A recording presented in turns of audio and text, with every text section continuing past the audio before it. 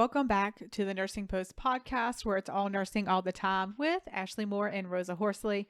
In this episode, we are discussing marijuana, both medicinal and legal recreational use. Of course, our goal is always to inform and help start conversation. We've heard it all called by all sorts of names: Mary Jane, herb, pot, weed, grass, mota, and the list literally can go on and on. And it even has its own day, Yes. 420, April the 20th. And it's consumed in so many different ways: topically, through teas, edibles, smoked in joints or blunts, vaped, and even with bongs.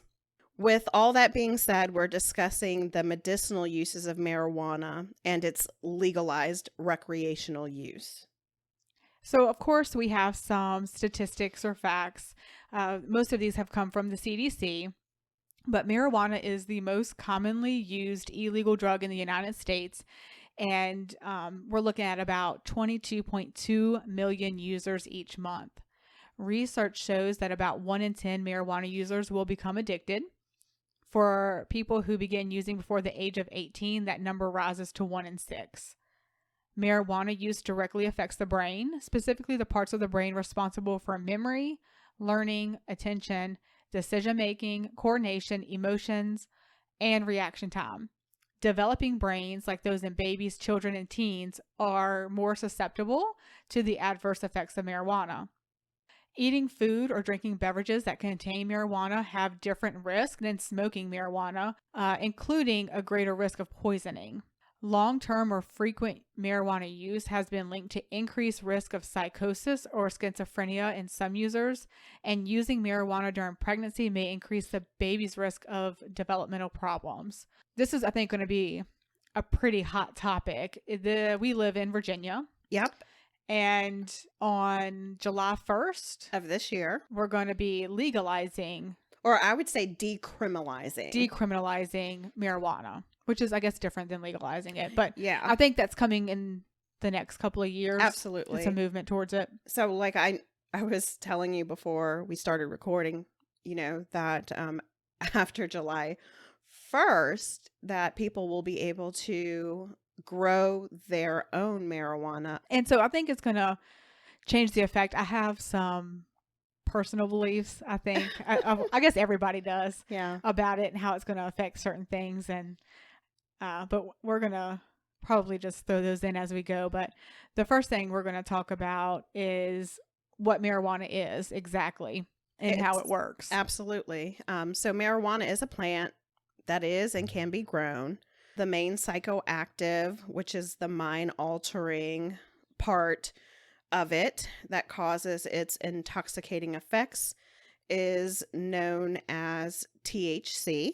Marijuana contains more than 500 other chemicals besides THC, including more than 100 compounds that are called cannabinoids. THC activates the brain's reward system, which includes regions that govern the response of healthy, pleasurable behaviors, such as sex and eating. By THC stimulating the neurons in the reward system, the brain releases dopamine at levels higher than typically observed in response to natural reward stimuli.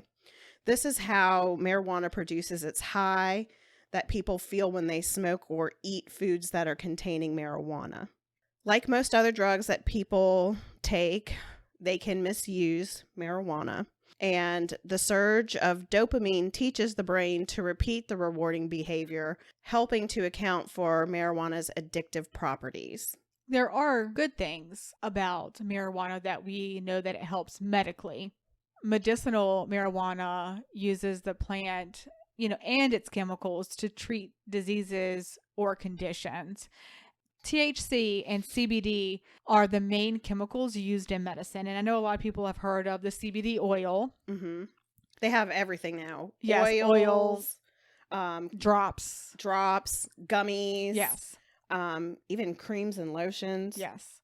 Right now, what these two, the THC and the CBD oil, are used for are Alzheimer's disease, appetite loss, cancer, Crohn's disease, disease affecting systems like HIV or AIDS or multiple sclerosis.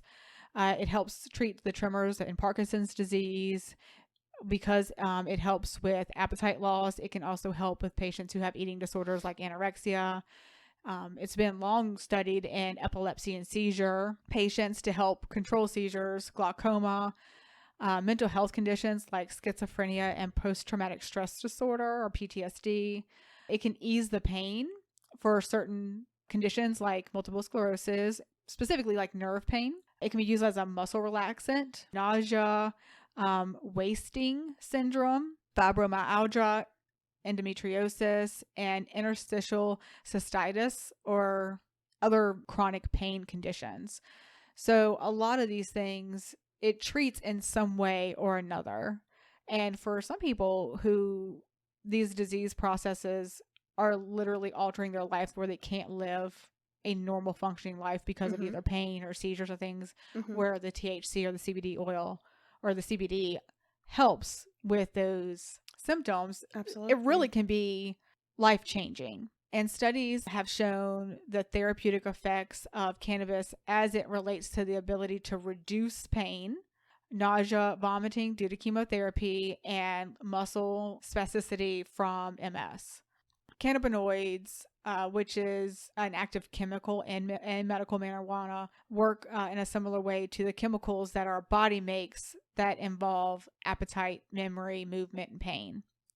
So because of that, it helps reduce anxiety, reduce inflammation and relieve pain, controls nausea and vomiting, a lot of times associated by cancer chemotherapy. It kills cancer cells. It can slow tumor growth. It relaxes muscles in people, especially with MS. And of course, again, it helps stimulate appetite and improve weight gain in patients who have like cancer or AIDS. And with all medications, everything has a side effect. And marijuana is not exempt from that. Not at all. So it can cause your eyes to become bloodshot. It can cause depression, dizziness, a fast heart rate, hallucinations, low blood pressure, and it does affect judgment and coordination. Since a lot of states have gone to legalizing marijuana for recreational use, this is not new for a lot of states. I'm interested because it's new for us here in Virginia to see, how things change since it's being decriminalized. It's estimated that more than 20 million Americans use marijuana each month, making it the most popular street drug in this country. More than 60% of Americans surveyed supported the idea to legalize marijuana. There are 36 states where medicinal marijuana is legal. And in those 32 states, they have decriminalized marijuana. And our state of Virginia will be one of them on the 1st of July.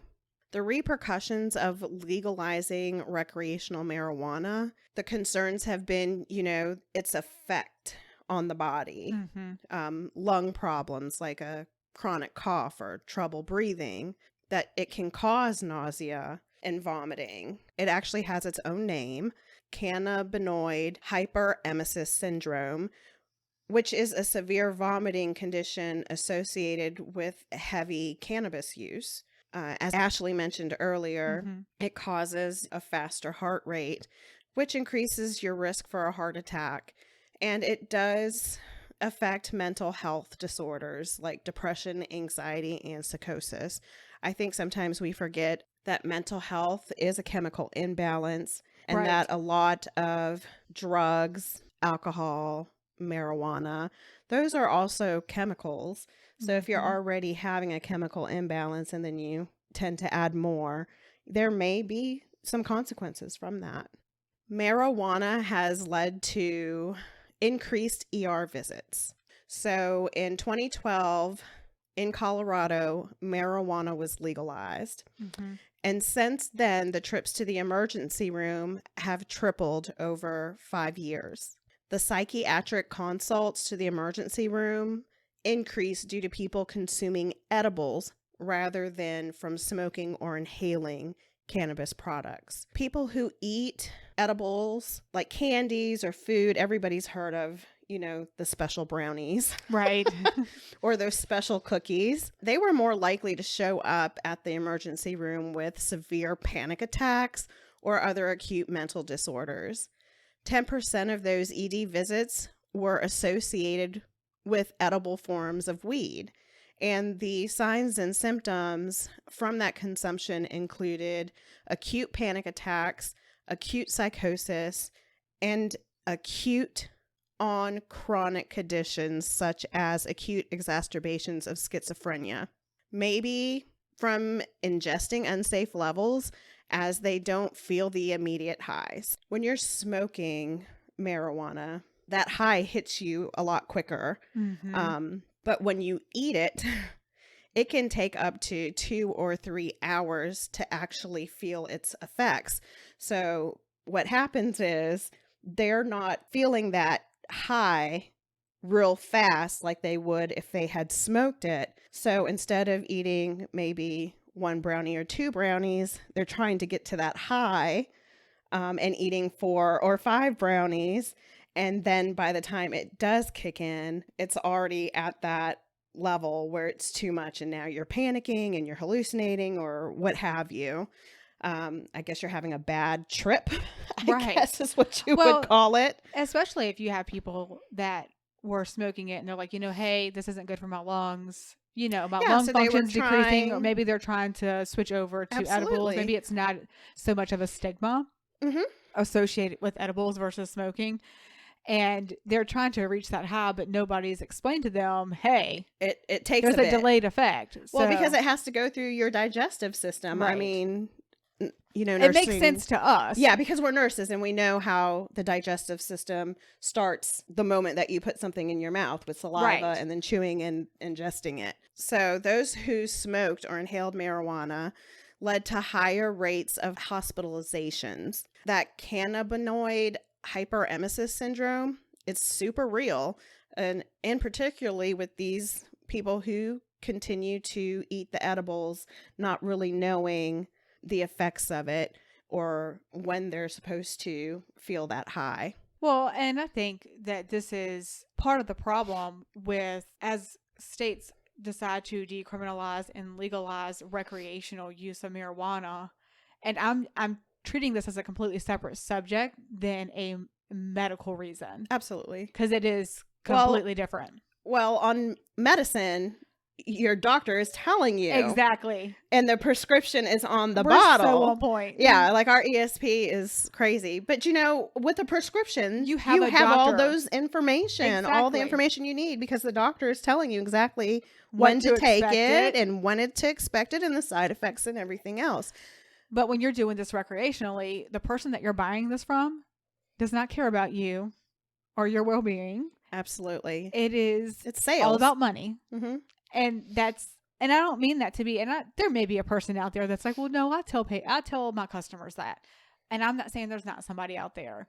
I'm going to say that's the exception to the rule. Absolutely. And so I think that we need to make sure that we're doing a good job if we're going to be making these changes in our government, that we're educating people. Absolutely. Because the reason that our government is making these changes, and this is just Ashley's opinion, is because they want the tax benefits from it. Oh, this is a multi-billion-dollar industry. So they may think they're doing a favor for those who are, carrying that ounce or less than that ounce that they're trying to roll up their joint or blunt. They don't care about that. They don't care about that. They want the tax from the sales. The taxes from the sales, period. Yeah. And I'm not saying it's not a good idea. I'm not saying that. I'm saying that I think there are a lot of implications that we haven't thought about. Absolutely. It is called a gateway drug for a reason. Absolutely. You legalize it, and I think that it's going to become a point where children don't find anything wrong with it. Absolutely. On the flip side, how many domestic, disputes do you go to where people are high versus people being drunk? This is true.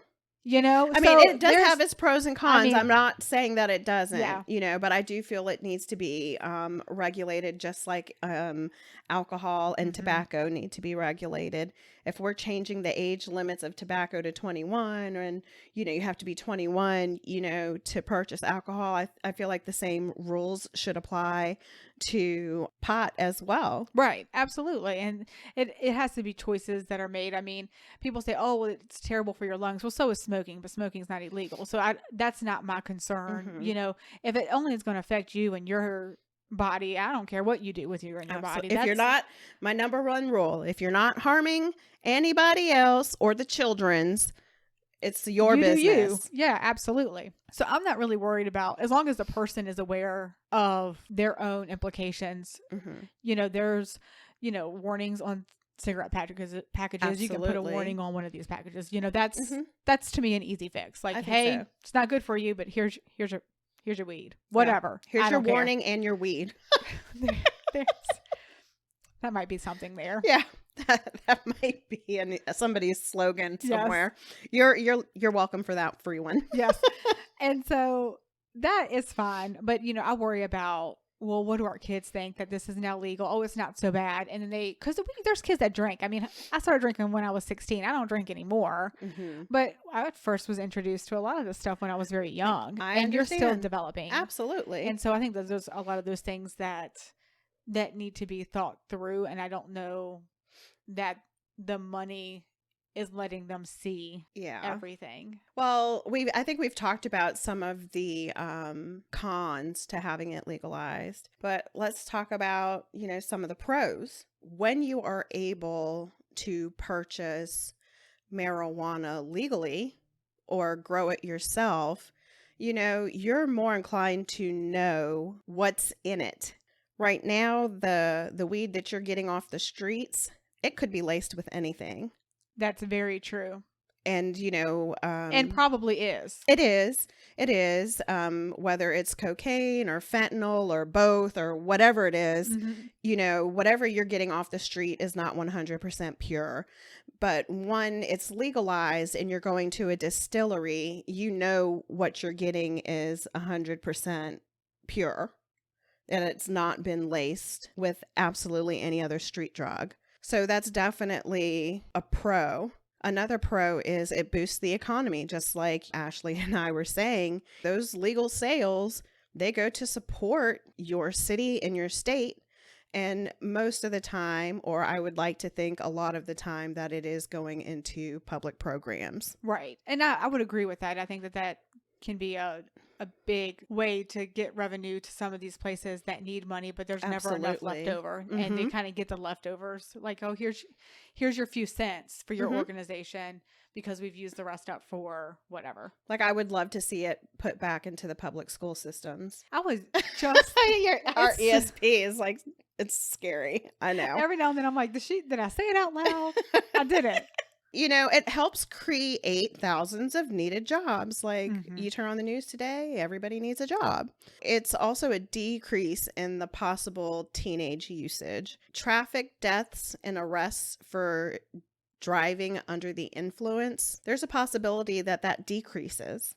I'm not saying that, people aren't out there smoking under the influence, because there are people now that are drinking and driving under the influence. Right. But if it's legalized, maybe you would be sitting at home doing it instead of behind the wheel of a car. Right. I think that would open up a lot, but I don't think that. So this is where you kind of can go back and forth in everybody's opinion. Everybody has one, but I wonder what the numbers would be if you said, okay, this is drinking and driving, this is being under the influence of some illegal drug use, and what's the number for being on your cell phone? I can assure you that there are probably more people in using their cell phones and it's texting a distraction while driving. Right.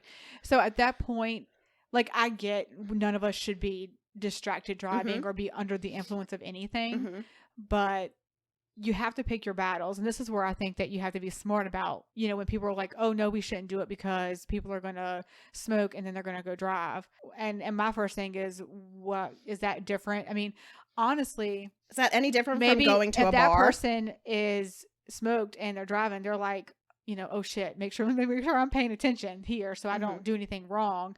Their reaction time is going to be slower, of course, and things like that. I'm not saying that that's not affected. We know that it is. However, can you tell me that that's worse than you being on your cell phone, looking down, responding to a text? reaction is going to be delayed for that too, because you're It's not true. looking at the road. Yeah, you're not focused on driving. Yeah. I would like to see that study. Like I had mentioned before, legal marijuana is regulated for consumer safety. So what you're getting is exactly what's on the label and nothing extra. And they're hoping with legalization of marijuana that it phases out the black market drug money, and that it closes the gap on racial profiling because people of color are disproportionately impacted. They get pulled over more. They're arrested just more. Watch the news. Yeah, They're well, no. arrested more. They're pulled over more by police. They're searched more for illegal drugs. All you have to do is turn on the news and you will see this. They're hoping with legalization that crime rates go down because with it being decriminalized, if I know in the state of Virginia, if it's an ounce or less, they are no longer pressing charges. Right. So at this point, they're looking at drug dealers because drug dealers are going to be carrying more than an ounce. Oh yeah, absolutely. An ounce is for yourself. Absolutely. And anything more is for you and someone else. Distribute, right. Yeah. And then they're hoping, well, they say marijuana is less harmful than alcohol and tobacco. So this is where I think there's some gray area. You're less likely to be hospitalized from like an overuse because alcohol, you can get poisoning and it can kill you. And that's a real thing. However, you can overeat these edibles, but that was only 10% of the reason people went, when we were talking about that earlier. Absolutely.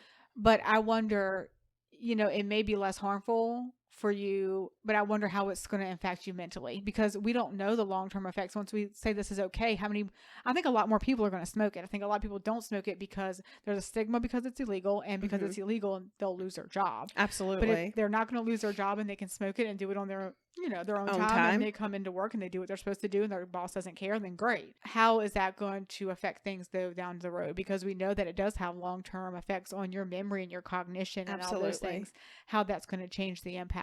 I can see, after July 1st, a lot of private companies making the call on this being acceptable or not. I know one of the major hospitals in our area doesn't even hire employees who use tobacco. No. So if you are using recreational marijuana, I'm sure that's also going to come down the pipeline. Oh no, for a lot of places as well. Yeah, I can so see that being a no-go zone. I mean, if you can't have nicotine in your system, then for that particular you sure place as hell of can't employment. have. Absolutely, they're not going to be like, oh no, you can't smoke tobacco, cigarettes, but you go ahead and have all the weed that you want. Yeah. I don't see that happening. No. But on the flip side, it might chill some people out. I think some people could use it. I'm just saying. Maybe the world will be a happier place. Right. Yeah. And then also, I mean, how many people look down, and I don't mean this to be critical at all, but there are people that are frowned upon for using marijuana medically because there's such a stigma attached to it.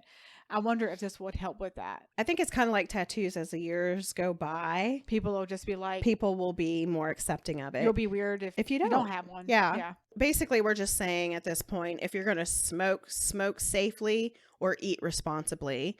So we found a few tips to keep you and those around you safe. So you want to stay hydrated. You want to start with a small or low dose, maybe 5 milligrams of THC or less. Start slowly so you can titrate. Everybody responds differently, so you want to know how you respond. So I would, if you're going to use this, maybe be at home, be in a safe place with somebody who's not using in case something goes wrong. Know your tolerance levels, know your limits. Do not drive or operate heavy machinery. No, I'm just joking. Use it with caution. You don't want to overdo it and cause yourself to have that hyperemesis that we talked about. I'm not a good vomiter, so I would definitely not. I'm just not good at it. You want to make sure that this is stored away from children and pets because you don't want your kids to get a hold of this, and do not use synthetic cannabinoids. You can find our resources on our website, thenursingpostpodcast.com, and subscribe to our podcast on your favorite platform. Please be sure to leave your thoughts and your comments, and thanks again for listening to The Nursing Post.